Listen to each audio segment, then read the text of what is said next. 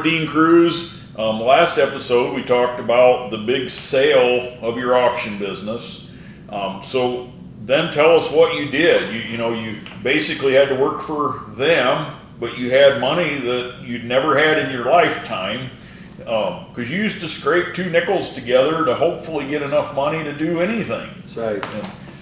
So tell us a little bit about that. Well, I tried to decide what to do, and I helped set up the Auburn Duesenberg Museum because it wasn't a museum when we started. That building, they were making garments in there, insulated garments. Oh, okay. So we bought it, we cleaned off the floors, restored it, got chandeliers to come in, and now it's one of the finest museums in the world. Now that was earlier though, right? Yeah, that was way back, maybe 5 right. years after we were in the business. Yeah, early in the 70s. Yeah, and then after that, we helped NatMos, we helped form that. Mm-hmm. And in fact, I put up the money to buy the Auburn Duesenberg Museum building, and then I put up the money for NatMos to buy their building. And that's the National Automotive and Truck Museum, and yeah. that you worked really tightly with John Martin Smith, who was our county historian forever.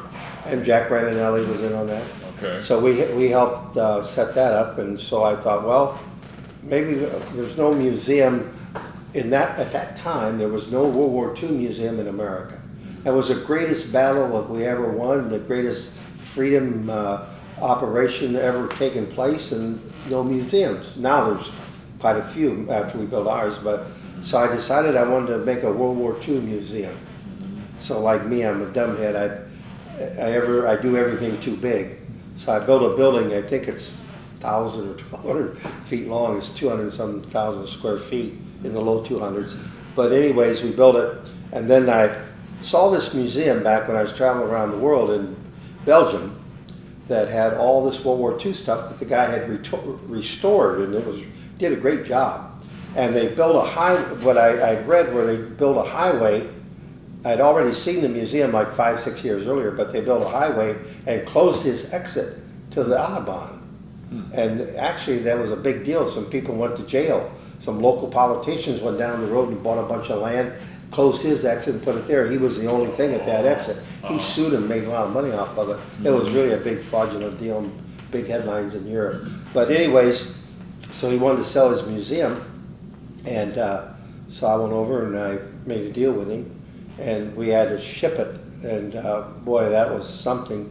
And we had, I think, if I can remember, 8 or 10 or 12 ships, big ships, not little ones, great big ships across the ocean.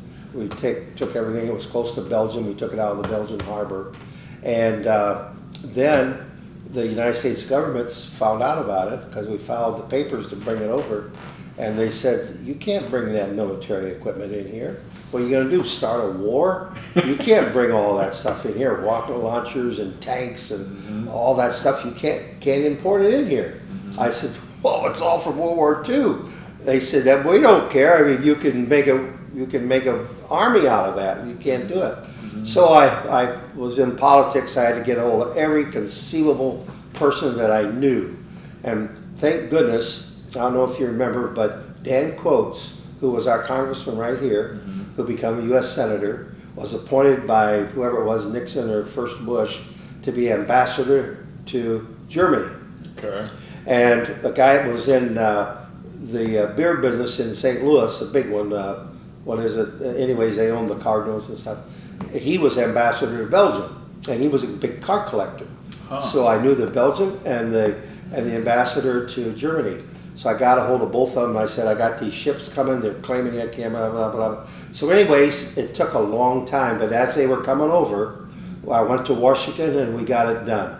I don't want to say everything that would happen, but it was just probably a miracle of God that it happened, that we got it all done and everybody signed off. The president and everybody signed and here we come. And so we got it. And Dan Quayle, I think, then was vice president, so that helped a lot too, because I was wired all the way around. And so we got it in, and we had to get 101 semis into Burns Harbor. And then we had to rent cranes to lift it off of there and put it on on these semis and bring it in here, and had to get greens. We had all the way here, television stations covered us all the way, all of them coming down here. It was really unbelievable. Well, I remember being local. I mean, it did look like a war was going on. Yeah. There was semi-loads and semi-loads coming into town, and it's like, what in the world is going on? We got all this military tanks and stuff. Oh yeah, we had everything. I actually needed some money, needed $3.5 million, and I actually sold all the German equipment out. I had an auction, as you know, but still had enough left to nobody even knew the difference. Mm-hmm. But anyways, we brought that in, and it was at that time then the largest World War II museum in America, Mm-hmm. and it made a lot of publicity and went over really, really well, and it was really good place. And that's where the Monster Truck Hall of Fame is. That's right. He was nice enough to give us floor space there several years ago, and along with Carl Casper's collection and the racing Northeast Indiana racing collection, Yep. and it's just been a phenomenal place. So Yeah, your cars are just unbelievable there. I mean, you got wheels in there higher than I am. I look at them every once in a while. It's really to build one of those monster trucks. But yeah, you're in there. Got a beautiful museum. I'm happy for it. And I found out running a museum is interesting. Some of the things I didn't know, but if somebody sees everything you have, they have no reason to come back. So the museums that really do well change their inventory all the time. Like the one in New Orleans will have big stories. We got this coming in, we got this blimp coming, we got this coming. And I didn't realize that. And looking back, if I'd have done that, it'd been better. But the first year I took in, there was something like 220,000 at the gate. Then it went down to like 180, then 150, then 100, and then it got down to about 70,000 and stayed there. Well, that would even pay the overhead. Yeah. The light bill was more than that. The light bill was 14,000 a month just for the lights. Yeah. So I had to do other things to get income coming in. yeah, and that's what people don't even realize with the internet. Everything's so easy access. Somebody Yeah. will come to a museum, they'll take pictures of everything, and then they post it. Yes, they do. And then everybody else can see it for free. That's And, right.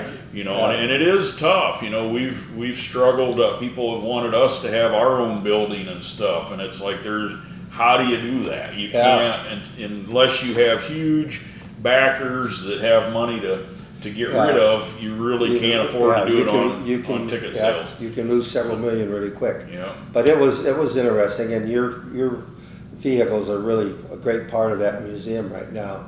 And I had a good run at it. I enjoyed it. I didn't know what I was doing, but I learned as I went, and that's very expensive to learn. But yeah, the biggest thing is that museums have to have new inventory or people don't come back. I saw it, yeah. Did you ever hear about it? Yeah, I saw that, yeah. And so I think the group that's in there now, I don't know if you know it or not, but I sold it January this year. And my cousin John, or nephew John, John Kruse, is in the auction business, and he and a couple former senator here bought it. And a guy that was in the RV business in Elkhart, who's very wealthy. I think they sold out for hundreds of millions. So they're running, they'll be able to keep it going for a long time. And I had open heart surgery. I was cut in half and have half of a pig heart. I have bypasses. I died 3 times. I'm lucky to be alive. Once I was dead for 11 minutes. So they said, if you want to keep living, you can sell the museum. If you want to die, keep on running it for a while. You might live another 2-3 years. I said, well, I think I like to live. I enjoy life. I enjoy watching you and your business, and you're building these fire trucks now, which is fire apparatuses, which is really a wonderful thing. It's a good business for you. And you're a good man. I like you. And you performed all over the world. We tried. Yeah, we had some great sales in Japan, and I've had them all over Europe. I've had maybe 10 or 12 in England, and probably 40 or 50 in Europe. And it's been really an interesting adventure. All right.